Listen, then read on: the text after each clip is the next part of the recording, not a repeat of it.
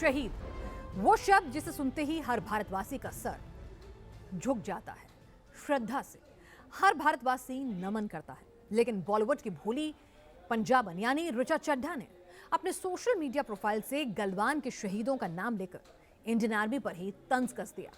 और इस करतूत के बाद सोशल मीडिया पर एक ही बात कही जाने लगी, भोली नहीं है, भोली पंजाबन।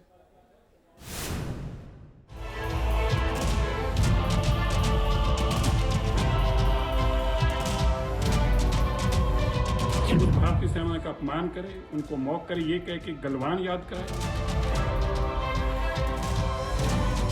ओछी पब्लिसिटी पाने के लिए क्या वो हमारे फौजी भाइयों का अपमान करेगी?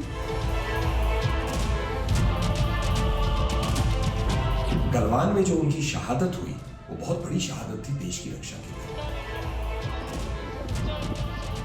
कभी हिंदुस्तान की फौज की वीरता के कसीदे पढ़ रही थी, आज वही भोली पंजाबन उसी फौज पर सवाल उठाने लगी, ताने मारने लगी।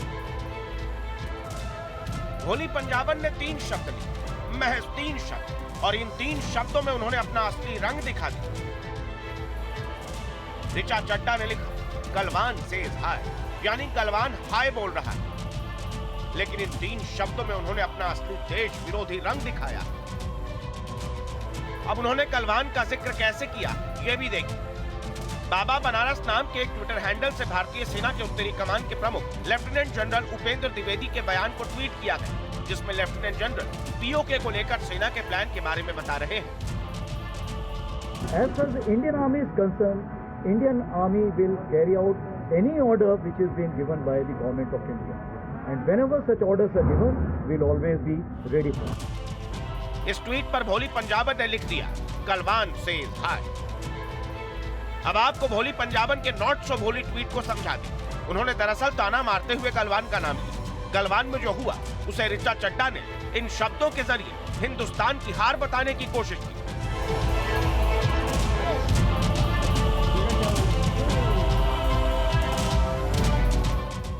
सबसे पहले ऋचा चड्ढा को याद दिलवा दें कि गलवान घाटी में हुआ क्या था।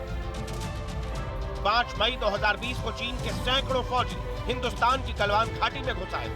चीन यहां घुसपैठ करने की फिराक में था और फिर हिंदुस्तान और चीन के फौजियों के बीच यहां जबरदस्त लड़ाई हुई। हिंदुस्तान के 20 वीर जवान शहीद हो गए, वहीं पौनी फौज के करीब 40 जवानों को मौत के घाट उतार दिया गया। ऋचा चड्ढा के इन 3 शब्दों ने हिंदुस्तान की फौज का अपमान किया, उन जवानों का अपमान किया जिन्होंने गलवान में अपने प्राणों की आहुति दी। मैं समझता हूँ कि ये नेशनल सिक्योरिटी के मामले में इस तरह के कमेंट करना अच्छा नहीं होता। जब उन्हीं ने कहा है कि वो पूरी तरह से सेना तैयार है तो कुछ सोच सकते।